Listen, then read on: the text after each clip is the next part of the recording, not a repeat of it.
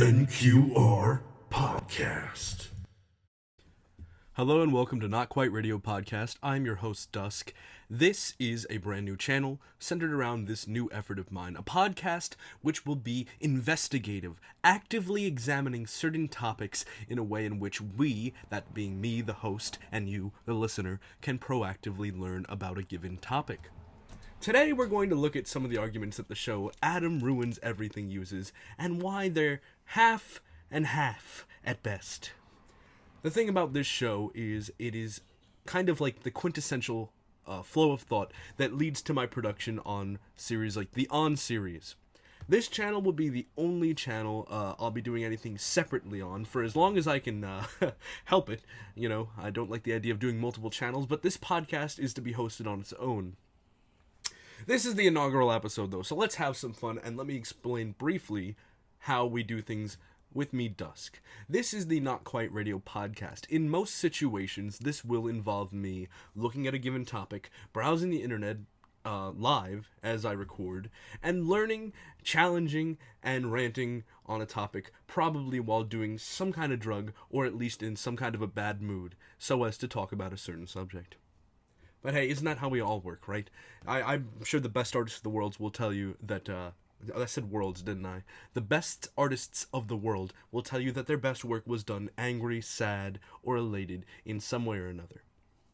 Now, what I'm going to do is I'll occasionally have different friends, interview different YouTube channels, or so on and so forth on the podcast, and we'll cover different topics. I mean, I'm going to try and keep this on a slightly more serious level, and I do mean slightly, than my usual content. So that is enough advertising, because if you don't even know what my usual channel is, then I'm sure you're like, what is this show? I took a chance, I clicked on your thumbnail, let's go. So, being the inaugural episode, what do we talk about? Well, we're going to dip our toes into a little bit of everything. I've been going down a playlist of either clips or full episodes from Adam Ruins Everything, a TV show that, as far as I know, without looking up any accreditation or, producers or staff, was contractually given to True TV, formerly Court TV Network, which I believe is a cable network, funded, produced, and I would assume at least partially owned by the College Humor YouTube channel, a comedy / pop journalism website with an animation department that tends to make very pop culture-y, and I think it's fair to say left-leaning videos and such, right? So you're more than likely to get a little. Let me just give you a brief snippet for those of you unaware with the actual show itself. I've got a screen cap, if I can find it. This is the part of the show where I have to fill dead air by going through my computer, and there's obnoxious clicking in the background. But if you can bear with me, I'll bear with you, and this will be a great show. Captured is a screenshot from a video not hosted by True TV, so I don't know who hosted this. It's a rip of a clip from True TV, the full TV series episode on immigration.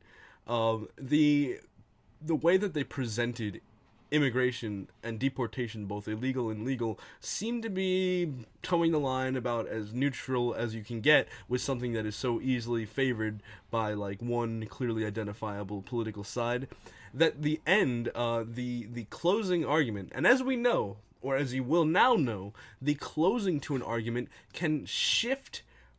It's let me put it to you this way. If you're in an engaging argument or hearing an engaging person talk to you, the end is their chance, if they know what they're doing, to put a lasting impression on the information you were exposed to. Meaning, in an episode like this, which is airing on TV for countless millions, I don't know, maybe I could pull up some Nielsen ratings. I mean, fuck it, this is my podcast. I'm gonna Nielsen ratings, True TV, Adam Ruins Everything. So let's see if we can get ratings. I don't know, why not, right? And Practical Jokers, I know, is their most viewed show. But what I'm getting at here is, let's see. This is very confusing. This is searching on TV by the numbers. I'm going to see if I can find the ratings for this, but it's kind of hard to figure out. the thing about leaving that kind of a message on the end is that it can shift even what appears to be a balanced argument. So, like I said, they presented it in a very balanced way. And here is an exact quote from the Spanish grandmother towards the end of the video. This is the flavor, so to speak, the taste that is left in your mouth. Quote, "Undocumented immigrants are an integral part of making our society function," end quote. Do I even need to tell you what's wrong with that sentence? Listen, let me tell you something. If you're the kind of person who I don't have to tell what's wrong with that sentence, this show is both for you and not for you. Because hopefully I'm bringing in people who are smart enough to know I don't have to explain it, which I will, by the way. Don't worry, I'm just laughing it out now. And simultaneously, I want to reach the masses, the not necessarily uneducated, but the two morally aligned, those who follow their feelings in a way that blinds them to the factual limitations of our world and the logistics of people and the institutions we create and inhabit every day. Okay, where do I begin with this? Undocumented immigrants. I'm going to try and keep it analytical on this show without going too overboard. I mean, I don't want to be pulling up a million things to cite. That's the purpose of something like the On series, now viewable on Dusk Legend channel. But in all seriousness, okay, do I need to pull up something I can cite to tell you that undocumented immigrants are not good for a country? I mean, listen. No matter how much a country regulates its borders, especially in areas like northwestern Europe, where there are a million countries on either side, unless you're one of the peninsulas, in which case you have, your naval superiority to worry about or something like that. But what I'm getting at is, regardless of how much a country emphasizes the security of its population, right? Sweden or something. The whole idea of a state, in its modern incarnation, which is, liable to change like anything else is in this world, but the modern, idea of the state, its incarnation, is that by having a clearly defined boundary, both legally and physically, it helps to reinforce the state. Shit, it's all, in a sense, other than the laws that regulate the actual process of integrating or deportation on an individual level, those borders are really only ideas that exist to reinforce the sovereignty of the state, because the whole, at least classically speaking, not in today's age where people have been born into a world where states have been the thing for like a couple hundred years and it's not that much of a questionable concept, right, at this point. The whole idea when states were established was to make sure that whether it was through wealth, luxury, violence, war, work availability of labor, or all those things combined or otherwise, there's some kind of incentive. The state had an imperative to make its inhabitants view it as a state, because their number one priority was preventing wealthy families from coming up and going, okay, well, you're the government that's now replacing our king or working with our king, depending on where it was, and you're telling me that you rule this, but we're the wealthy Medicis, which I think that's not even how you pronounce their name. The wealthy Renaissance family, right, is a perfect illustration of the concept of the state. What was the state before centralized authority and government, if not a band of fucking politically enlightened fucking marauders who would settle and be like, oh, well, shit, all right, this seems like a good place to set up shop. And yes, it gets more complicated than that. Life is far too complicated. Human life, rather, is far too complicated to communicate in a short way that would be entertaining to listen to. But the brief version is that the state needs to have an image of officialness. There's a better way to say that. An official image to it, an unquestionable authority. If it does not have these things, it's not that it'll break down overnight and fall into your your stereotypical image of anarchy, but it is imperative that they regain that image of security, because if they don't, as crime happens, or as legal injustices happen, as they will tend to in a civilized society, no matter how close to utilitarian and perfect and utopian it is, then every instance of injustice will create a larger ripple effect that people will feel until eventually they start asking themselves what the benefit of having that state was, as opposed to what is the question. Because in today's day and age, most people, if the country broke down, they'd be like, all right, when are we building a new country? They wouldn't even consider the idea that it didn't have to be a country. But that's a discussion for another time. The point I'm trying to make here, that I've gotten a little off topic with, just a little bit, is that an undocumented immigrant is in every conceivable way contrary to what the idea of the state is supposed to represent. Giving people the option to enter a state in a way that works within the rules of the state not only helps to reinforce the image of sovereignty and security, and I'm not even necessarily saying I think that that's a necessary or agreeable idea, but if we're talking about the idea of the state, then let's, take an honest look at what it requires, right? So if a state is supposing to tell other people, listen, we have no problem with you coming in or out, other than certain trade bans or something based on the politics of the times, right? You know what I mean? If a country like North Korea, wants to kill you, you're probably not going to be like in a huge rush to let North Koreans in or something like that, without certain regulations on travel and trade and such, And point being is, for them to make this claim, undocumented immigrants are an integral in what way of making our society function? You can just replace the word function in that sentence. Again, the sentence was, undocumented immigrants are an integral part of making our society function. You can replace the word function with, I don't even want to say crumble, because it's not the only thing that tears a country apart. At least not depending on, how much other stuff is going on there, but function is not the word they were looking for. That's the key word that really gives me a problem with this statement. And I'm going to move on to other topics. I'm just starting off with this. I mean, they have a lot of videos. There's 3 segments per each, about 25-minute episode. So you're liable to find something to pick apart and argue with, if not for any real reason, then at least for entertainment's sake. Pardon my dead air while I swig my beer. So, function is the word that bothers me the most in this quote. Function says, this is the basis, this is the root. I mean, our society being what it is, in America at least, at least pseudo-capitalist, or pseudo for you fucking pretentious folks, a pseudo-intellectual, or a pseudo-capitalist, what's the word I'm looking for here? Like the opposite of a meritocracy. Something, a society very heavily derived, or that heavily relies, I suppose, on its population, social class to move things. There's a word for that I'm sure I'm not thinking of.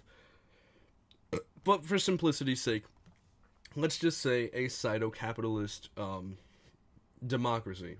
And I use that word lightly, because in a sense, it is actually a republic that works against those who would use. What I'm trying to get at is, in its current state, in the current year, the United States actively, the politics, as it were, of the time, actively worked to suppress people who, in terms of their political identification, if they were to identify themselves as a Republican, would follow conservative values that, at least in terms of economy and statecraft, would tend to lead towards a republic, are being kicked around by the corrupted republic, where they can't, they can't get a foothold, they can't get influence. So for them to tell me that a society like ours functions based on undocumented immigrants is actually true. That's the twist, and here's the twist, and here's why. Because we're making it function by the use of undocumented immigrants. Now, voting is, to some people, either a surface-level gesture to show the people up the ladder what the common man really wants or doesn't want, that may or may not have an impact worth making it something to pursue, right?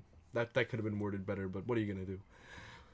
That being said, if we're supposed to, regardless of where you stand on voting, right, even if you're smart like certain people, and you know that for the most part it doesn't fucking matter, you know, that the popular vote is called something other than the vote for a reason.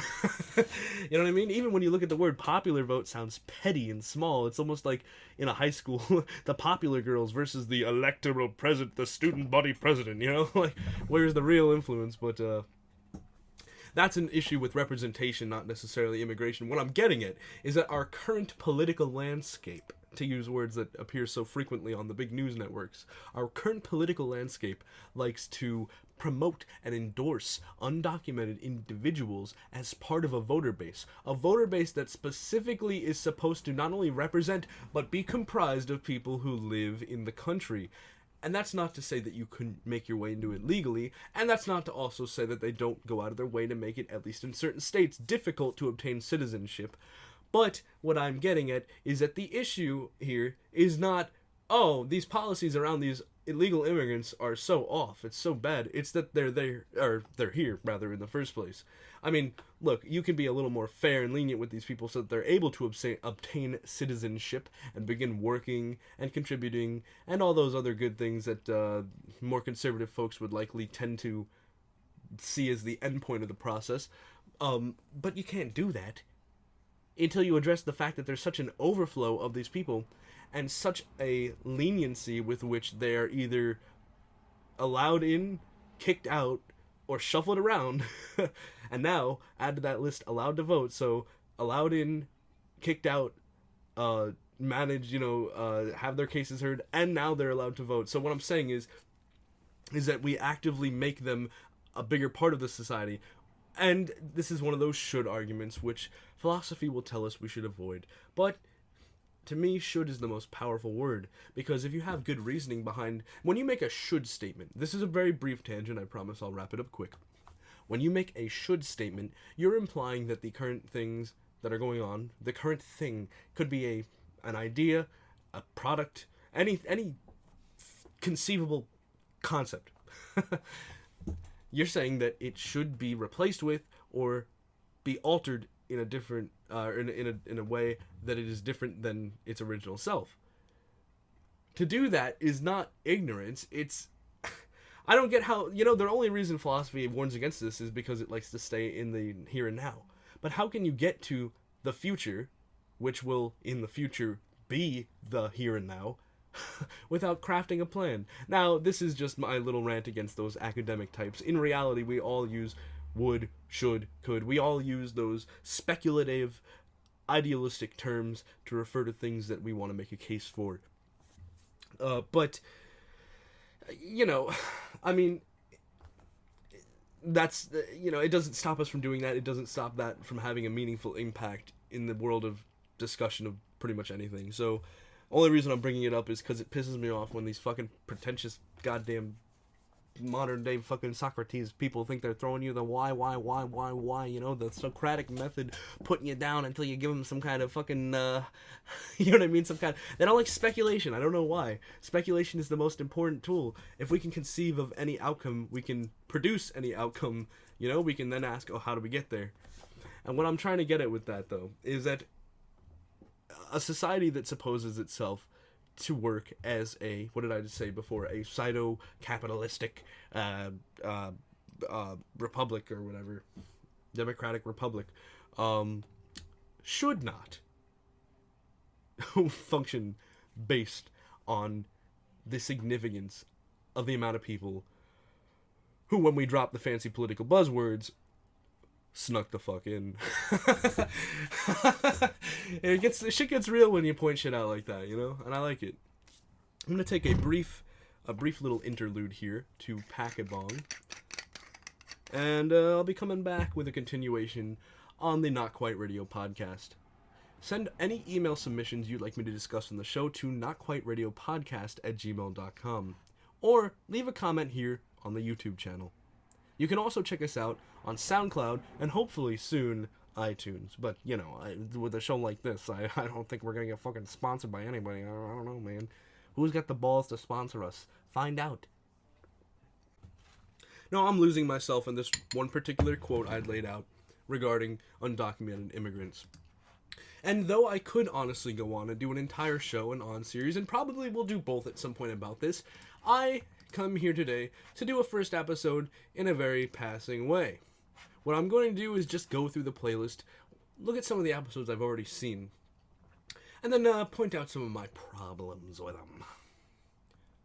Now, this show isn't awful. There are nuggets of things to take away. But the thing about this show, I'm trying to find the episode it was actually related to. It's called something to the effect of why you should share your salary with your coworkers. Something to that effect. I'm trying to find this, and I'm not seeing it, but that's what it's called. Why you should share your salary with your coworkers. Now, the thing about this show that I want to establish before I talk about any more of its episodes is that it's a show that, like I said, there's nuggets of useful information to glean from it, but you have to take a very careful filter into this show, and here's why. Adam Ruins Everything is a show that in this particular segment, in this particular segment, he explains that by not sharing the short 5-second boiled down version of the why share your salary with your coworkers portion or segment is this. If you share your salary with your coworkers, it basically puts pressure on the bosses to pay you all more because you'll all question why you're not making more.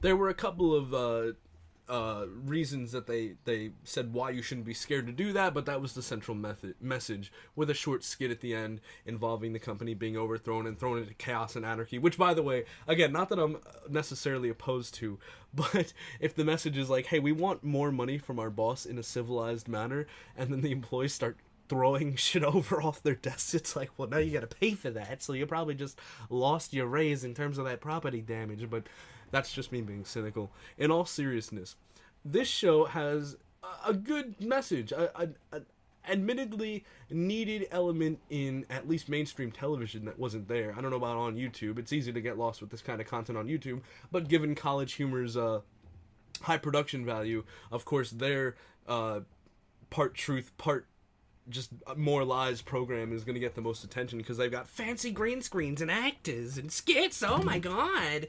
A show like mine that I could just talk into a fucking microphone for like an hour and ramble and ramble like a tinfoil hat, like the tinfoil hat that I am, is not going to get as much attention for what I hope are obvious and obviously upsetting reasons. I'm talking to all you small-time anybody out there. Anybody with less than 100,000 stuff. You know what I mean? Well, I shouldn't even say that. Anyone less than 10,000 listeners, subscribers, or anything will know that that initial boom is one of the hardest things to get. And even when you do, you're still getting... your presence is swallowed entirely by that of people who make these gigantic videos and who have the money and the manpower to pump them out faster than you ever could as an individual. But that's, again, another topic for another video. So, Adam Ruins Everything, a show that, admittedly, like I was getting at, has an element of edge, of spark, of resistance. Pardon me while I smoke my weed.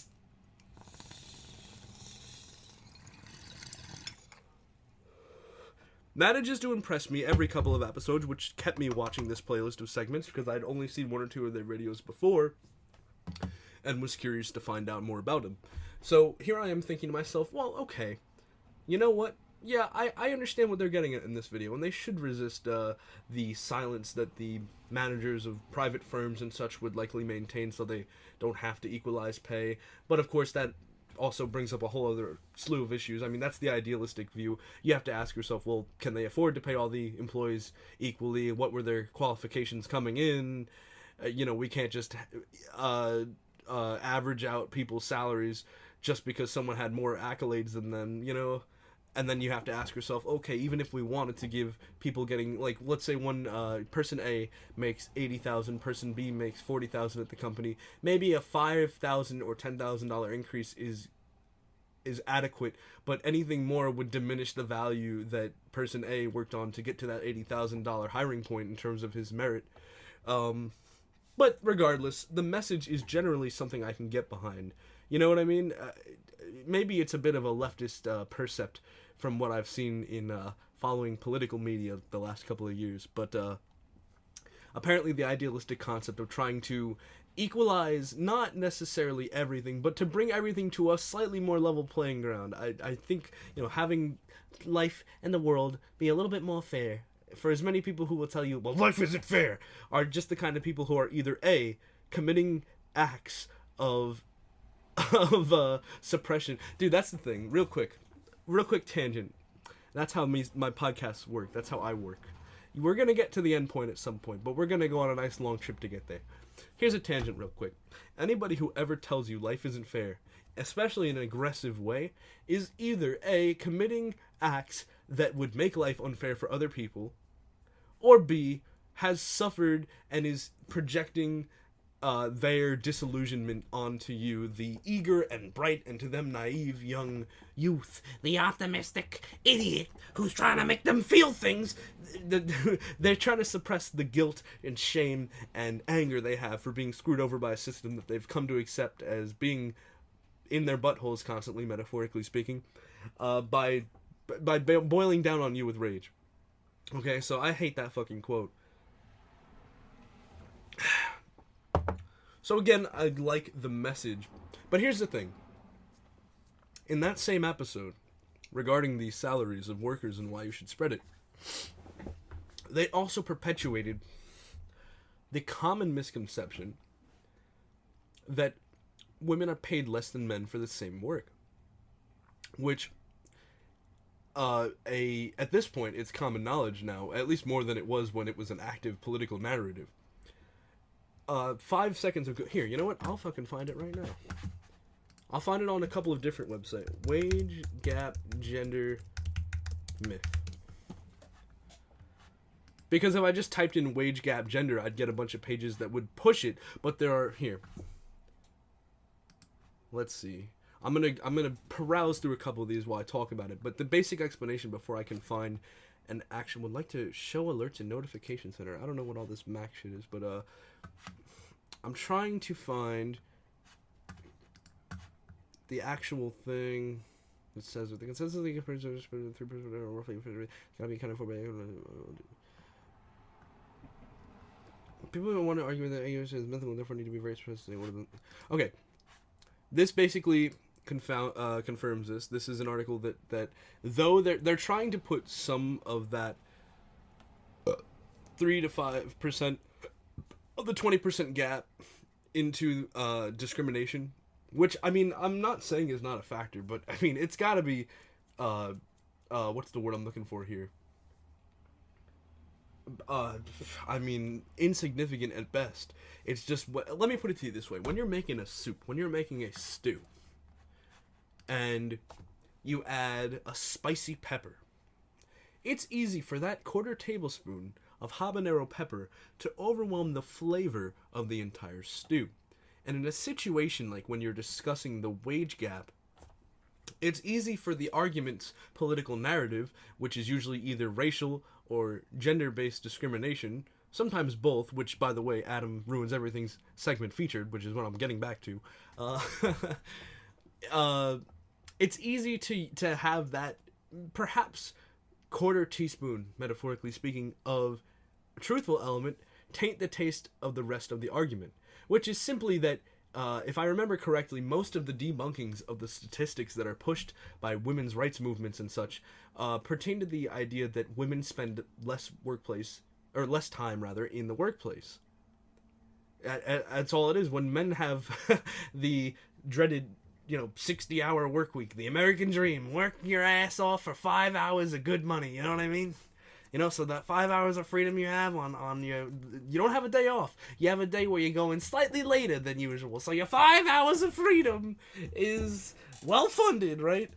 The people who are gonna use that information are probably gonna make the rest of the argument about that and ignore things like that, which speak to everyone of all races and all genders, all two genders, of all cultures and countries and whatnot. Which is simply that we're all being exploited for labor in one way or another in ways that aren't fulfilling, which again is its own argument, and much of what we discuss on this show will be, and hopefully at one point I'll be able to make an episode addressing each topic. But for now, what I'm trying to say is a show that I'm trying to give credit for having a good vibe of, questioning authority is also perpetuating the same level of I don't know. I don't want to call it full out propaganda, but it's sharing the same level of misinformation that that is on the same level as the mainstream that they're arguing against, right? Because that's feminism is a very mainstream counterculture, to the point where I almost wouldn't even call it a counterculture, because media is so afraid of the loudest voices in that community, that and not only that, but they also have good influence in writing and entertainment, so it's harder to have an opposing viewpoint coming from a show that's dominated by people of a particular mindset. But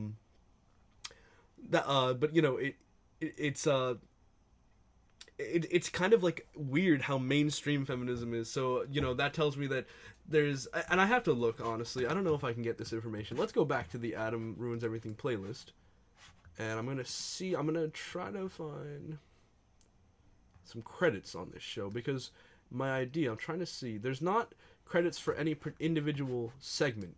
Maybe if I go to one of the college humor ones, I can kind of glean that information, because what I want to see is how many people write your average segment of this. Of course, now I'm not finding it. Let's go.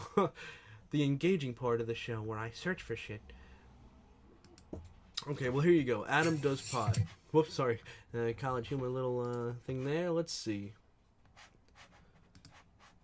Looking for... No, as far as I can tell, these are all segments from the show. So let's look up something.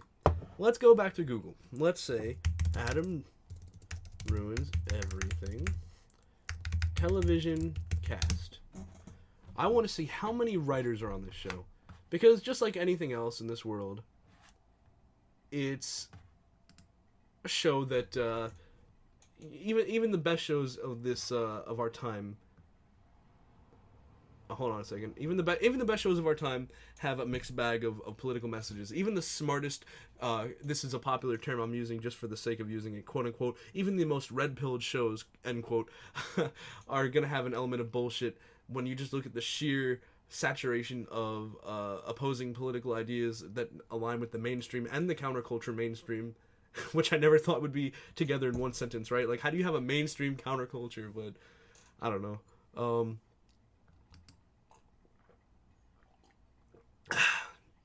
Okay, here we are. According to IMDb, Adam Ruins Everything, not counting Adam Conover, the leading actor himself, has 1, 2, 3, 4, 5 writers. So it's 6 writers. Now let's look at... It's important to look at demographics. I mean, shit, I'm not going to tell you that looking at the race of something will tell you what their agenda is. Well, let's see. But just for the sake of painting a picture, maybe for a future case, I'm not I'm not going to tell you that there's nothing wrong with diversity, but diversity is a telling symptom of who's behind today's news and entertainment outlets, right? So what we're going to do right now, very briefly, is I'm going to Google each of the 5 other writers, or at least credited writers, I should say, of Adam Ruins Everything, starting with Gonzalo Cordova, who apparently was a president of Ecuador from 1924 to 1925, in the Liberal Party, no less. But that's not who we're looking at. We're looking at this guy. I'm pretty sure this is the guy we're looking at right here. Let's pull up his Twitter and see what it says. Oh, that is in all Spanish. I have no idea what I'm looking at. Whoopsie poopsie. Okay, hold on. Back. Gonzalo R. Cordova. Yep, okay. My glorious past Adam Ruins Everything. So this is one of those very light-skinned looking, Cordova. What is that? They said Ecuadorian? Ecuador. Let's just assume that, because it's easiest. I know you should never assume anything. Oh, assuming. Oh, yeah, but okay.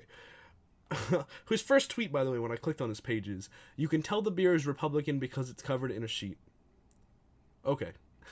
I don't even know. So, assumably leftist, right? You know, and like, okay, can I make a little bit of a controversial statement for my first episode here? Can I please say that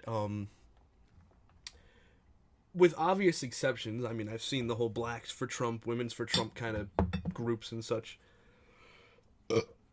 But generally speaking, if we're looking at something like this, a satirical slash, at least partially educational slash partially political show like this, when we look into the world of entertainment and politics in particular, when someone comes up as I shouldn't even say it like this simply, because it gets a little bit more complicated than this. But you can generally tell the political spectrum based on the race. Like, I'm just looking at, okay, we have Adam Conover, who, and this is where I would say, this is where you're going to say to me, oh, so you're trying to say that if they're not white, you can assume that they're liberal. And I'm going to say to you, yes, but hold on a second. Because people, what I'm getting at is the whole new male thing. Like, you can tell, no, I shouldn't say you can tell, but you can guess political attributes based on a modern sense of fashion and stylization. People are very, their body language, their speech, their appearance, their haircut, even their facial features. Not that that's something that influences your political choices, but I tend to find that people who are, let me put it to you this way. It's all a chain of sorts, right?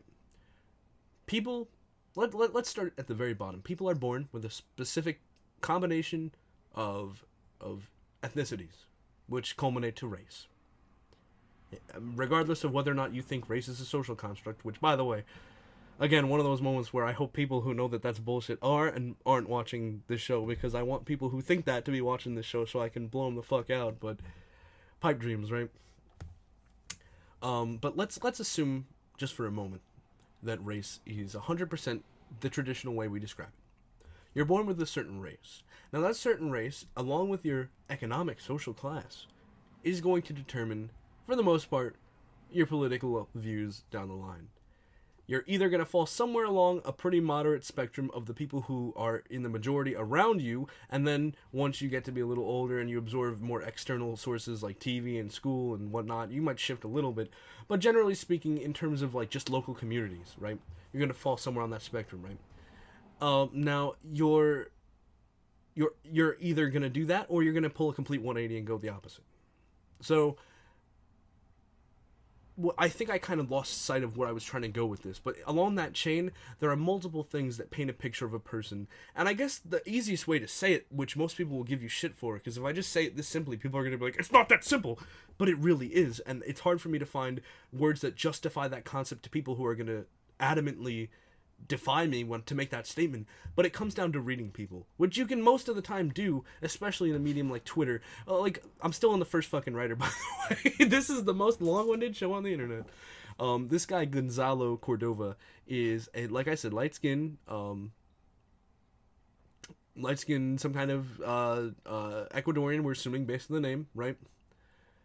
Holding a very small little coffee cup, with a very soft, gentle expression, completely clean-shaven, and a haircut that I can only describe as being typical to what I've seen for others who are politically similar to him. And I can't tell you that hair, it's one of those cases where it's like, not all X, Y, but all YX, right? I don't know what that haircut has to do with those political views. It just happens to be the sense and style of the fashion of people who are prominent in that political scene, such that people who adhere to it are going to follow. People are leaders and followers at the end of the day, and if you're a significant enough figure in a particular political party, people are going to idealize both your ideas, lol, redundancy, and your fashion, your outward appearance. So that's enough of that. I hope you understand what I'm trying to say here, because most of my ideas, at first, when you first hear them, to the wrong person, can come across as the most ignorant, how could you fucking,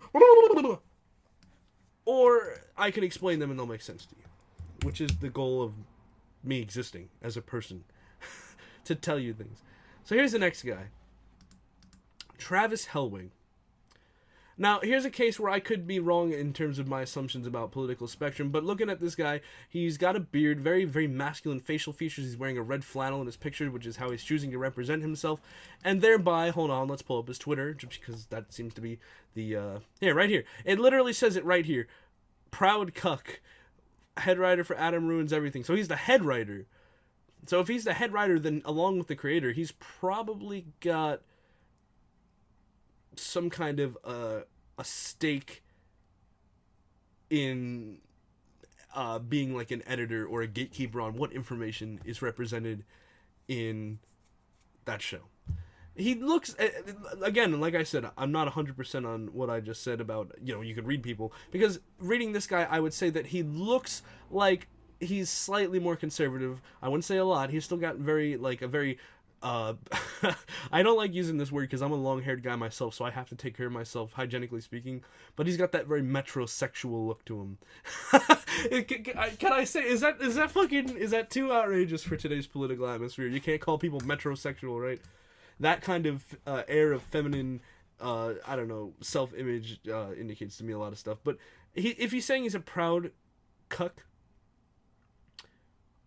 then I don't know. That could be either satire, or he could be pointing to the right and saying like, "Fuck you, ha, I'm a cuck."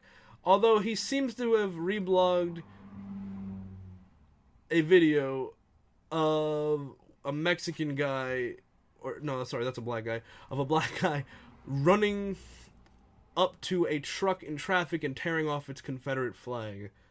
So I think it's pretty clear where this guy stands. He's, at worst, he's probably libertarian, which seems to be the centrist philosophy of choice these days. Moving on, and that's I don't know, man. Like, again, I just hate, regardless of Confederate flag or a Trump or a Clinton bumper sticker, that idea of vandalizing people's property is just savage, and just uncalled for, in the sense that, you're not making yourself look good. I don't care who you are. You're running up to a truck. You can tear a Nazi sign off of it. You can, I don't know. Next up, we have Mary Lords. Mary Lords. Let's look her up, shall we? Okay, there's IMDb again. Here is Twitter. Well, there you go. There you have it. I don't know for sure if this is the writer, so I don't want to... Hold on.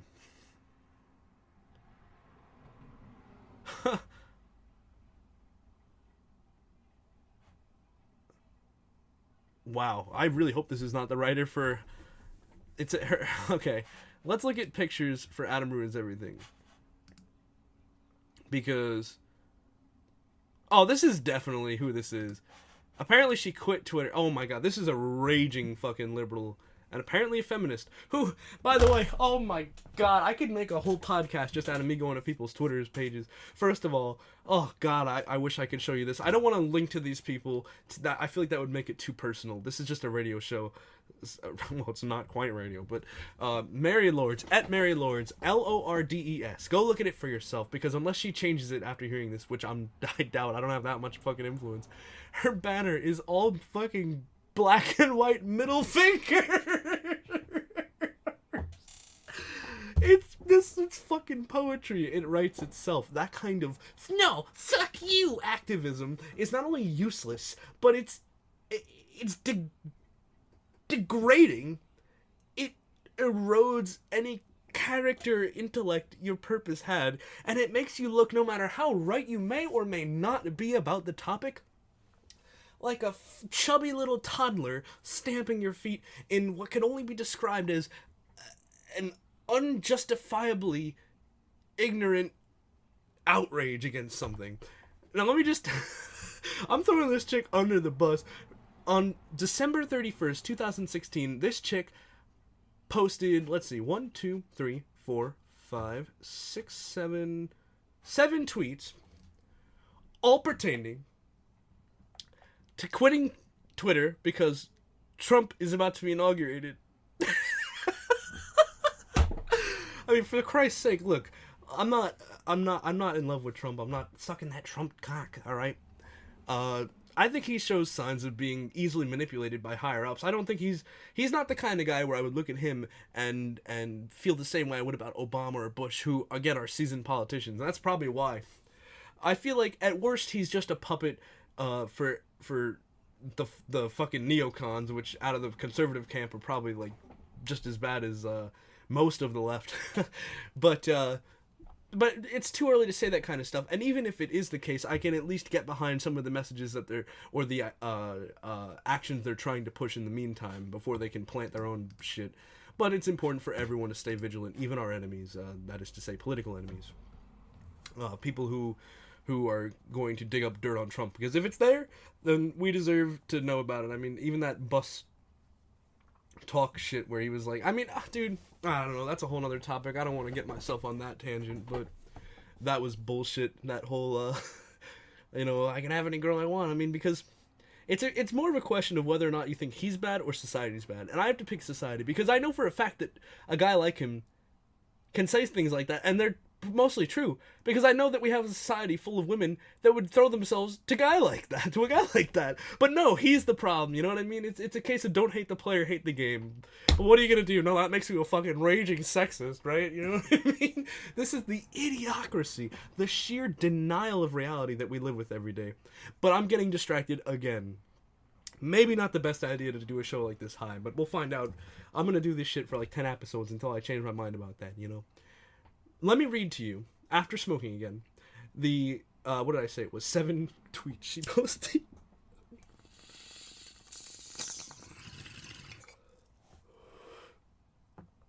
Okay. Lately, this place feels like a Stormfront message board in an abandoned mall on the outskirts of town. Hashtag later Twitter. Stormfront, for those who don't know, is a neo-Nazi white supremacy board that advocates for like genuine racism, as far as I've heard. Of course, coming out of a person like this's mouth, I don't know how reliable that description is, but I've never bothered to go over there myself and check it out. Anyway, like me and a 70-year-old man are both fucking around on our phones all day? Nah, thanks. Hashtag later Twitter. With 5 likes, by the way. So this is like definitely one of the most outspoken writers who either works or has worked on this show. Let's see. I'm tired of hearing news stories that start with quote-unquote president-elect tweets blank, comma, world braces to not be destroyed. Hashtag later Twitter. I'll give her this. It is annoying that we make such a big deal about his goddamn Twitter account. I mean, for the love of Christ, that's not even a Trump thing. That's just a modern age getting caught up on by the ancient age of politics, because how many of our presidents are going to have personal Twitter accounts over the next 50 years? Or at least will have had them, that will be on the internet, and then maybe they'll forget to delete them, and like people will find, you know what I mean?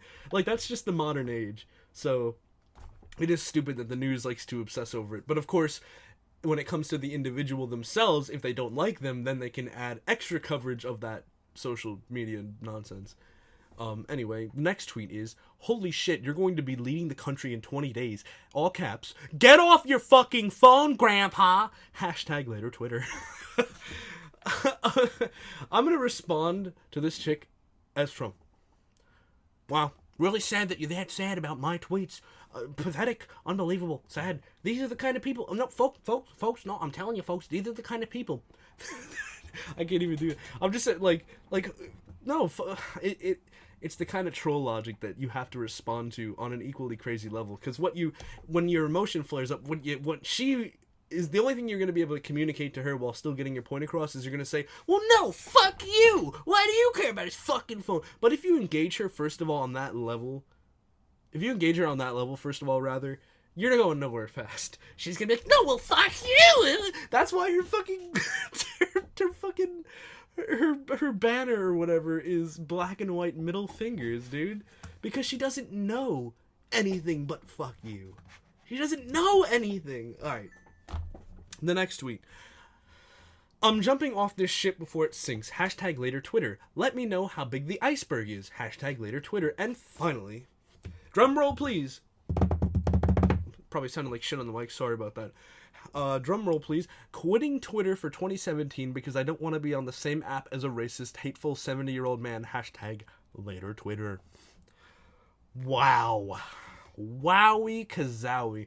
Now, I'm expecting a chick like this to have one of those pictures where her fucking pubic hair and armpit hair are both dyed a bright blue or green, and she's proudly naked with a sign that says slut on her neck or something, as these crazy folks tend to do. But she looks, from all accounts, like a fairly normal person, at least physically. I wouldn't make any political assumptions based on... Well, I mean, she's got, like, pink and blonde hair, but that's not even that outrageous. Of course, her description on her profile says feminist witch nightmare. I could have a field day with a chick like this.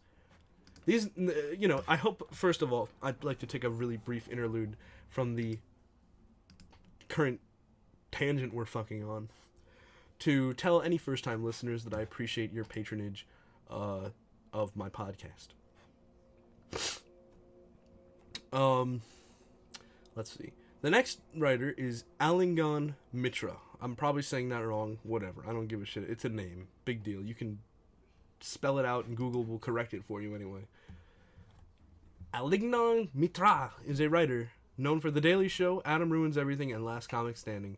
Guy looks to be some kind of Indian in descent. Maybe some kind of Middle Eastern. Maybe a mix of like white Middle Eastern. And again, I'm not going on a white hunt to see who's white or whatever. I'm just looking because you can tell people's personality. Oh, and I can tell you for sure. And the last person we have is Diona Reasonover. Well, look at that last name. Reasonover.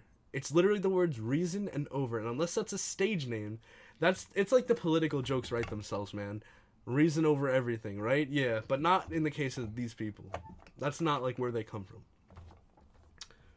Who is only, let's see, 3 years old, 24-year-old working for television. So let's give a quick clap to her because I got to admit that's good stuff. You're getting into the industry. Of course, they're all born in goddamn. They're all probably on the fucking West Coast, you know. It's a black woman with short hair, which is more typical for black people. It's not like with like a white girl when you see that short hair, like that pixie cut. It's like a good 7 out of 10 chance she's a crazy feminist or something of that nature.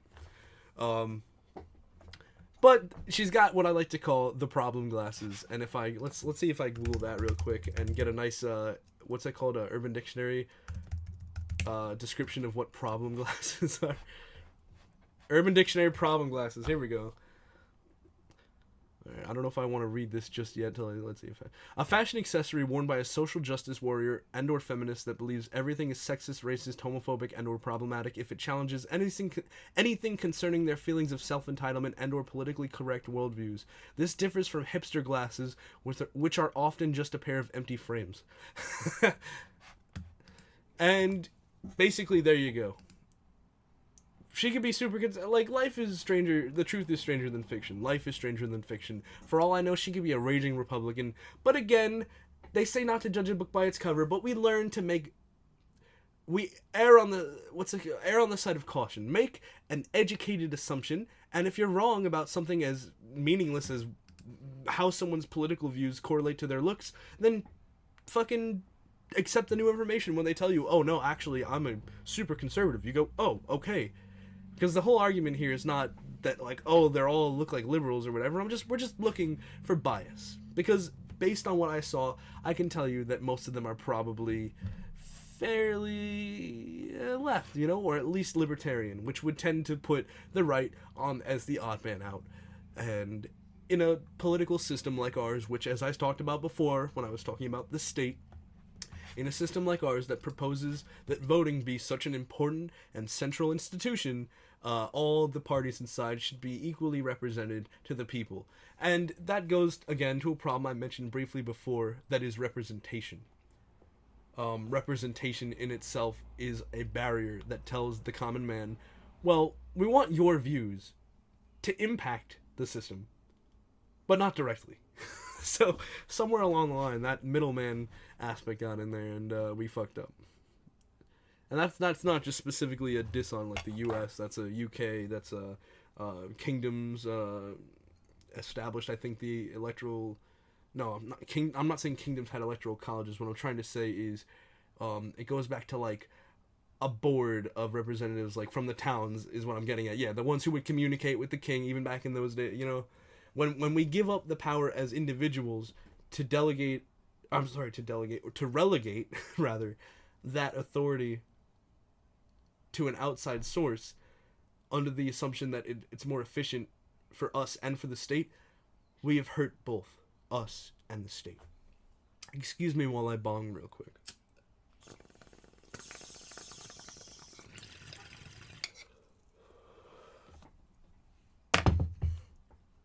Okay, dead air aside.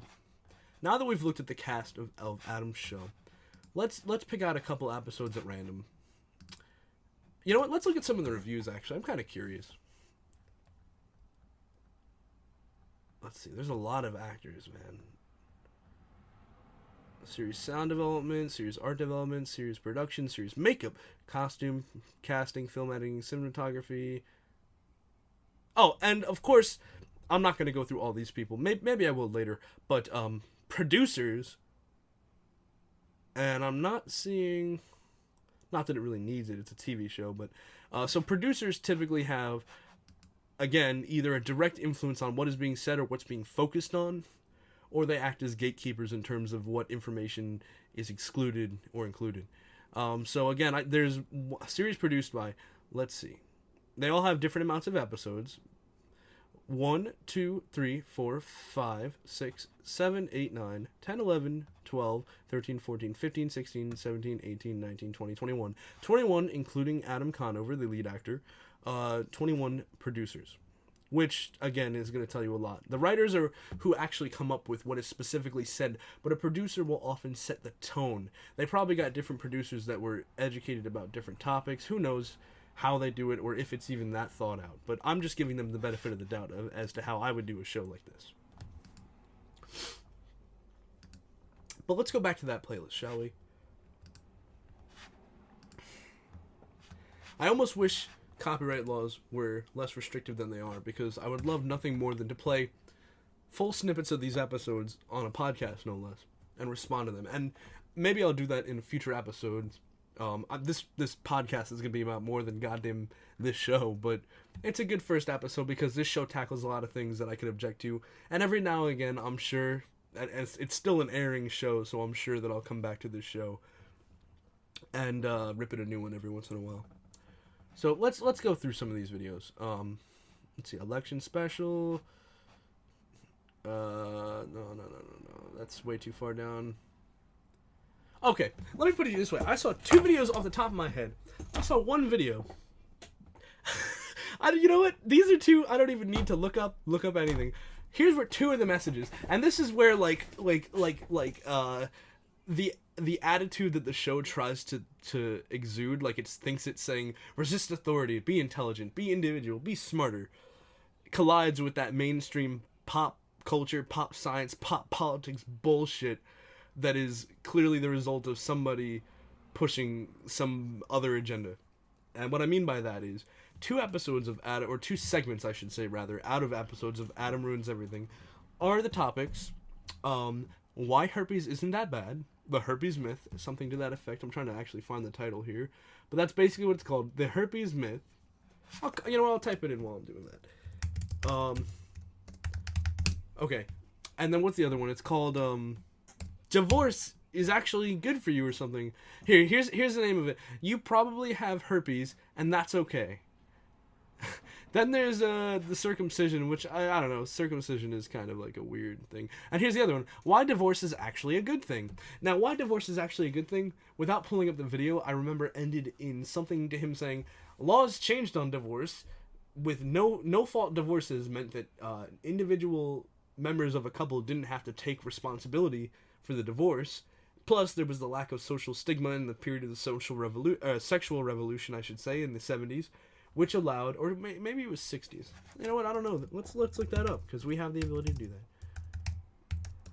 I thought the sexual revolution was in the 70s when the morning after pill was really popularized. But, they're saying 1960s on Wikipedia, so why not? 1960s.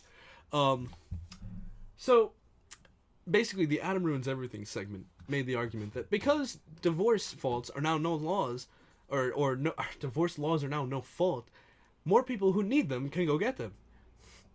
And that's just kind of the end of the bookmark on that. And again, marriage is its own topic because it has a lot of religious and state crafting ideas surrounding it. But the short version is that that's such a flawed argument.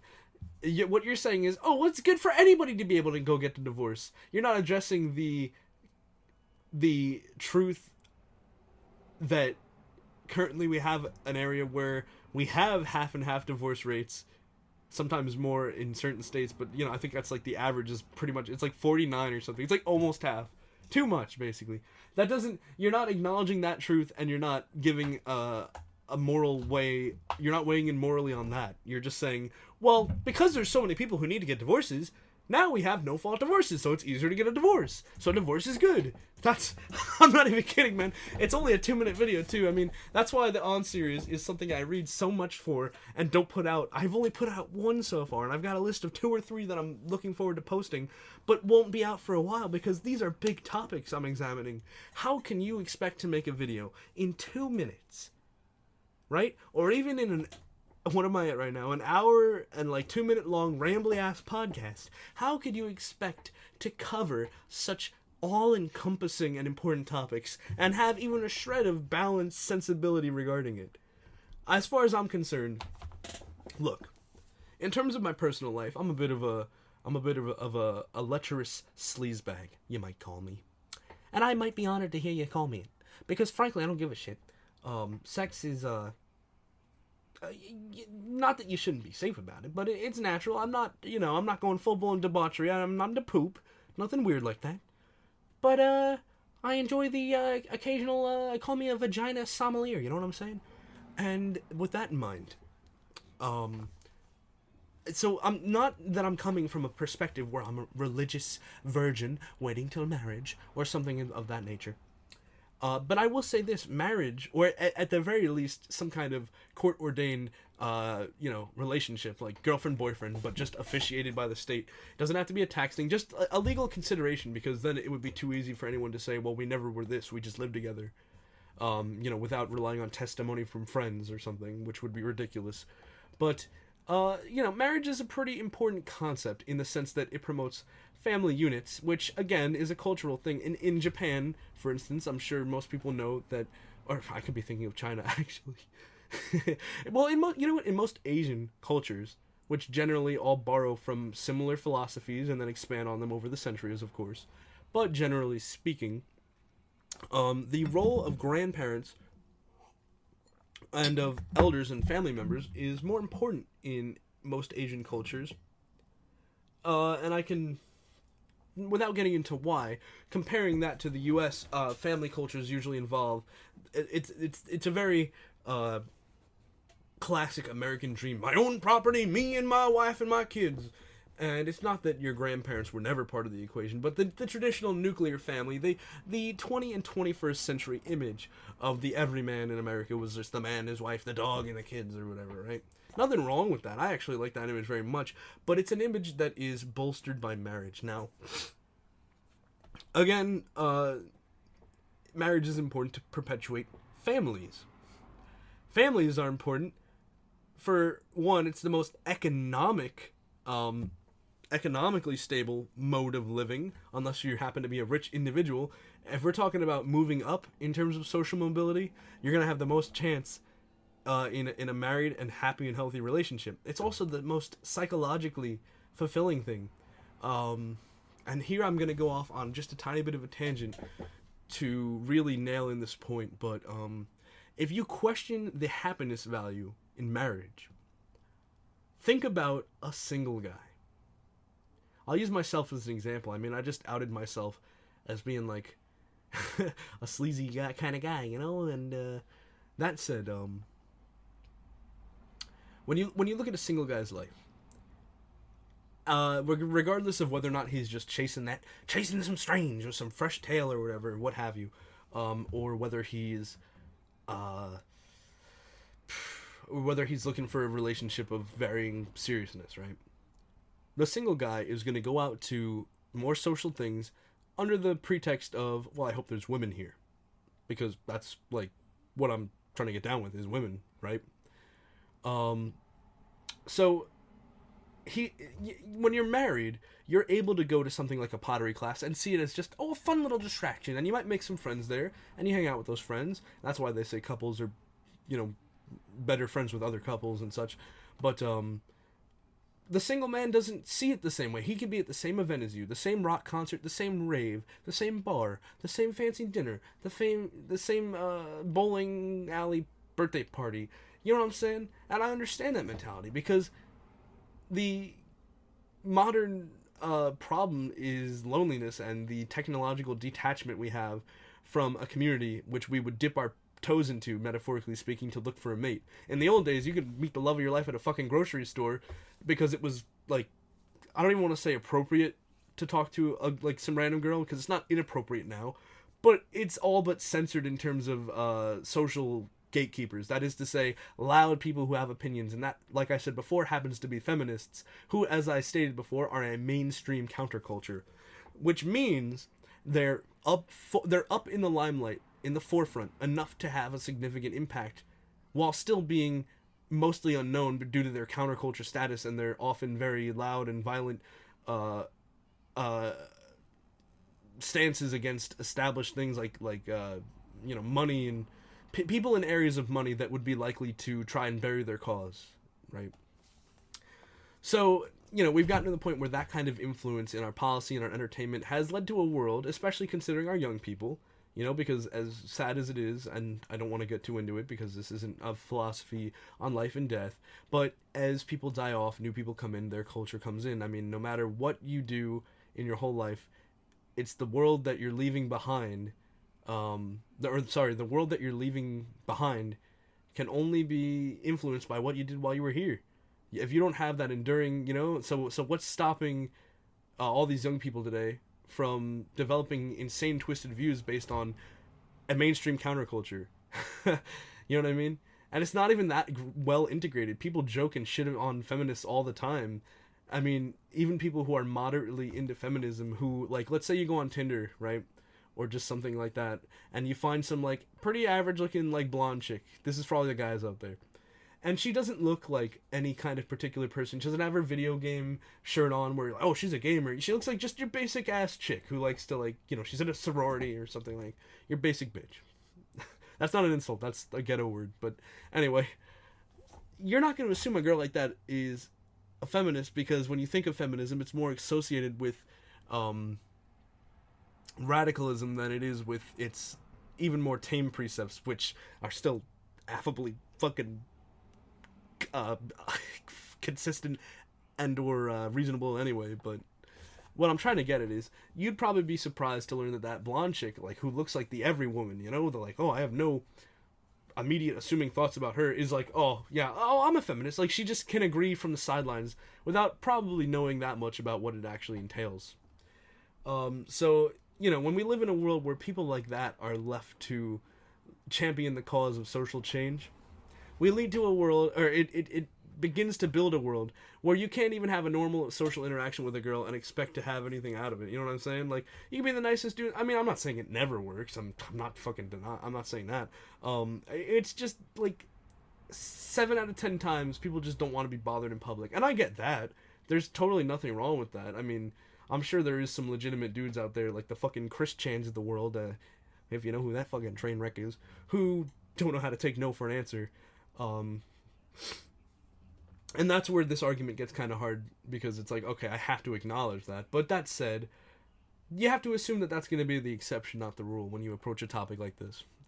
And what I'm trying to get at with this is because we live in an age where, like I was saying before, the single dude is going out to all these events, and he's going to assume that they're all for the purpose of meeting people, because he's like, oh, well, shit, I want to get a date.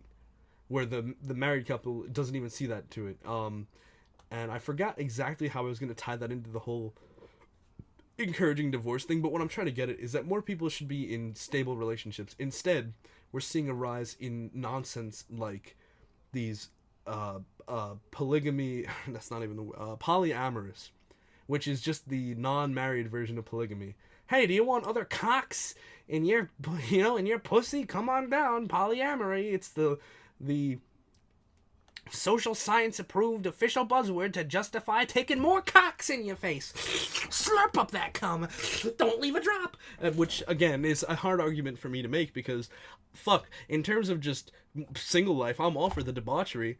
But when it starts to sink into the serious fabrics of culture and family building, you know, I have to object.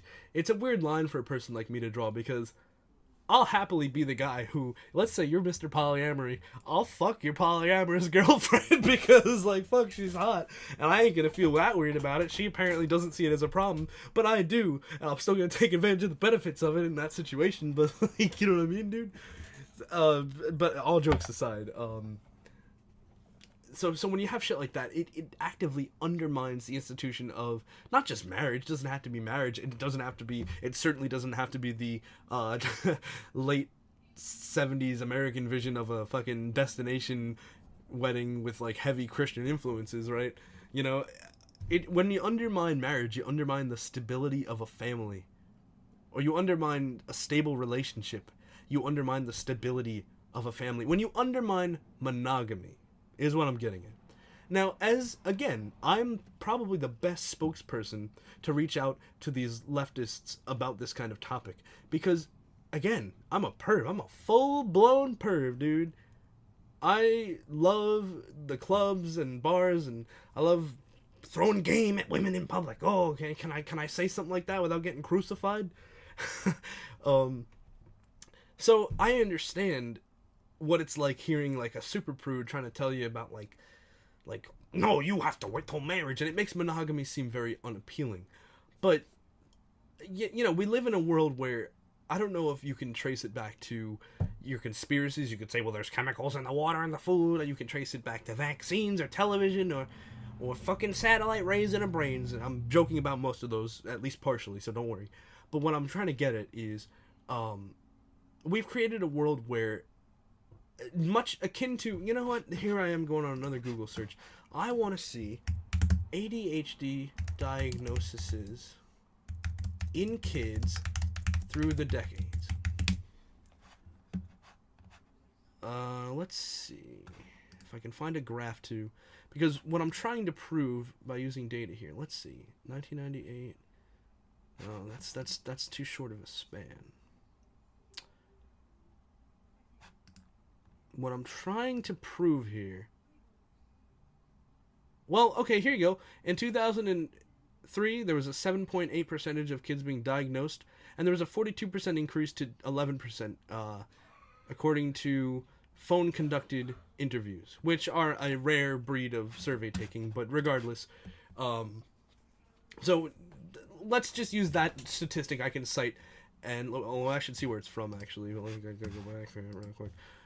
This is coming from molecular labs. Molecule era labs? Is that? No, it's molecular era labs. Okay, I don't know what this website is. I don't know what they represent. I'm just saying.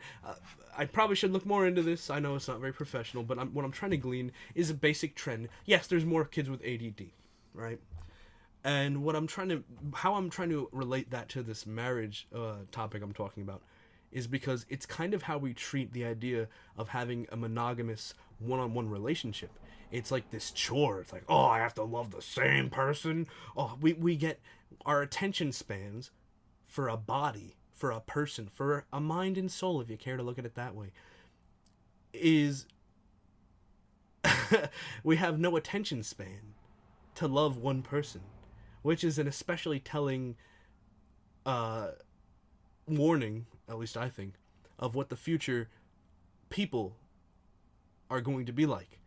I mean, if our attention spans are this short for something that propagates a healthy society, you know, I don't think I really need to Google a search of statistics to tell you that when relationships are not monogamous and there's plenty of cheating or lots of people going in like open shit or lots of sluts slutting around and lots of dudes who were never looking for a girlfriend and a bunch of girls who thought that they were looking to date that, you know what I mean? The whole messy scene of dating, which is never 100% efficient.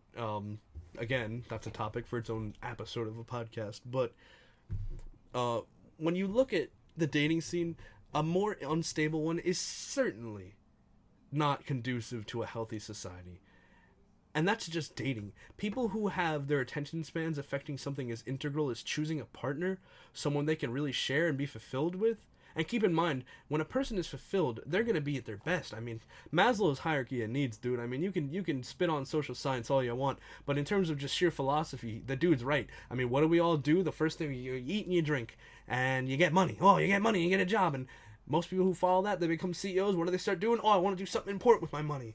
So you can see it like common sense, at least traditionally, how capitalism is reflected in Maslow's hierarchy of needs. So when people are fulfilled, right, from a relationship, in this instance, they're more likely to not commit a crime or to not make dangerous decisions or to be more well educated. I mean, for the love of Christ, I'm going to look that up. I'm confident. So sexual satisfaction is something that I don't think we talk about enough. Like, people deserve to be sexually satisfied. All colors, shapes, and sizes. Fuck, man, I'll be inclusive with this message. Everyone deserves to get their fucking rocks off. Because when people start getting horny, they get grumpy and frustrated. And that's where all the evils of the world come from. That bitch at the DMV, that fat old spinster secretary who was giving you the workaround, has probably not had a good cock down in like 30 years. So it's, not that it excuses her fucking irrational behavior, but you'll have to understand it at least to move past it and around it or whatever. So that's my problem with that video.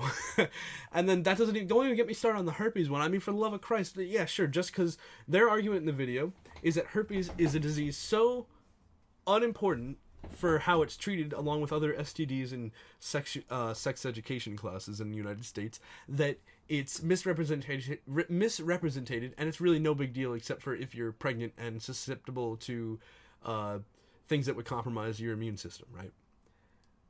And I'm sitting here like, dude, I don't care if the disease does nothing but make you burp every 3 years. If it's something that's in there that we can identify and recognize as something that's not supposed to be there, why would I want it in there? Hey, Mamma Mia, pizza pie. What a fucking surprise. I don't want a disease, dude. Holy shit. Do we really need a YouTube video to explain to us? Like, I mean, look, again, I feel like I'm putting on the tinfoil hat because what I'm going to imply is that, like, you see the agenda of these people? And here's the thing. Before I go and make that point, I legitimately don't think that these people are doing it on purpose. People like the writers that I looked up over the middle portion of the podcast or so, the writing staff, people like that, even the lefties, how most people, I mean, regardless of political spectrum, but I'm only looking at what's mainstream here, right? And the pop politics of the day is liberalism. When you look at these people, half the time, they fall into these stereotypes that I don't think they want to help make true or look true, but they end up doing. Because I don't think Adam Ruins Everything, a show that's linked to college humor, which is a fairly well-aged, I don't know how old they are exactly, but I know they've been on YouTube for a while and on their own website for a while. So I don't think they're part of the zeitgeist, as it were. They're not the part of the Zionist, reptilian, fucking, whoever you want to blame as being the high council of evils of the world, you know, your wealthy billionaires or your literal aliens. But I think, I think you can look at a show like Adam Ruins Everything and assume that regardless of what their actual political opinions or agenda might be, that, they're harmless on their own. They're just ideas. It's where the state of society is at to absorb and react to those ideas that is the most problematic issue. Or I shouldn't say problematic issue. That's a problematic aspect. That was like redundancy. So when I do look at, though, it does fit in with what the conspiracy theorist channels, who are way too deep in that shit than I am, at least at the moment, just having started a show around this kind of shit. People who are way deep into the conspiracy quicksand will tell you that that's exactly what globalists want through the guise of leftist politics. And I'm not necessarily inclined to disagree with this, because you could see enough of it. But the thing is their claim is that this is where you take your grain of salt to my words. These people basically promote this idea that globalism, the wealthy wants to undermine the politics of the modern state by using its own institutions against it, to create a world with high popularity, low intelligence, easy to sustain. They basically want. I never thought this movie would be such a telling political satire that it's apparently come to be, but idiocracy, in a sense. And that said, I think that this image they frequently preach is that of like, oh, the left wants to undermine family values because they don't want people marrying. They want birth rates to be low for very specific ethnic groups. It's all very specific and targeted.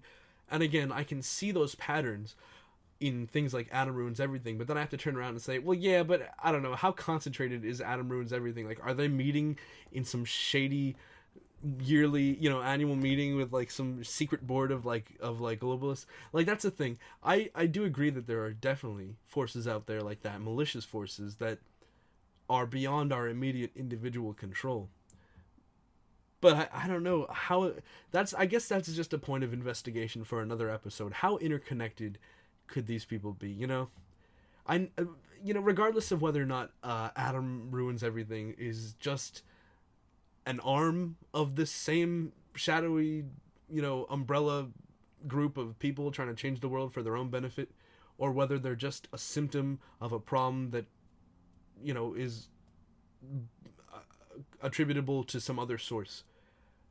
The fact of the matter is, when you have shows that toe this kind of a line between being edgy and informative and drinking the Kool-Aid just as much as the things they're preaching against, especially when you then go a step further and say, well, who are the writers on this show? Let's look them up. Their ethnicities, their political views, where are they coming from? If so, that's where I can assume their messages are going. When we let things like this run rampant, we have to take a more careful eye, because unlike the actual shows itself, they're themselves, which have upwards of 10 or more writers, producers, all acting like gatekeepers to make sure their message is very concise, our political discourse as a public, as a nation, as a country, and as a world will fail to be concise in its own right. Coming to you from Not Quite Radio Podcast, this has been Dusk Legend, your host. I hope you enjoyed this first episode, as unorganized as it was. I hope you are able to check out my channel and find something you like, but I won't dwell on that for long. And I'd just like to conclude by saying, once again, send any submissions to notquiteradiopodcast@gmail.com. Drop them in comments here on YouTube or on SoundCloud. And hey, I hope to see you next episode, because we got plenty more to rip apart.